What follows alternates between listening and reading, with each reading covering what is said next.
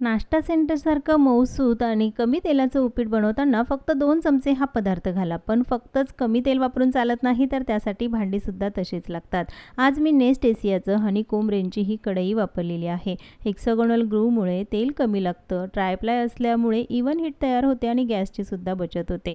Induction आणि gas दोन्हीवरही तुम्ही याचा वापर करू शकता. आता कढईमध्ये 1 चमचा साजूक तूप घालून घेतलं. अर्धा कप जाड रवा घेतला आहे. चांगला भाजून घ्यायचा 5 मिनिटं.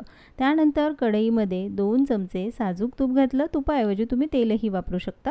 अर्धा चमचा उडीद डाळ, अर्धा चमचा मोहरी चांगली तडतडली की 2 बारीक चिरलेल्या हिरव्या मिरच्या, थोडासा कढीपत्ता, एक मध्यम आकाराचा कांदा चांगला परतवून घ्यायचा. हव्या त्या भाज्या तुम्ही यामध्ये घालू शकता. इथे मी एक छोटी वाटी मटार, मध्यम आकाराचा टोमॅटो बारीक चिरून घातला, पाव चमचा हिंग घालायचा, थोडीशी कोथिंबीर घातली आहे. आता इथे पाणी नक्की किती घालायचं, तर अर्धा कप रवा होता त्यासाठी 1.5 कप पाणी घालायचं. चवीनुसार मीठसुद्धा घालायचं. हवं असेल तर साखरही वापरू शकता.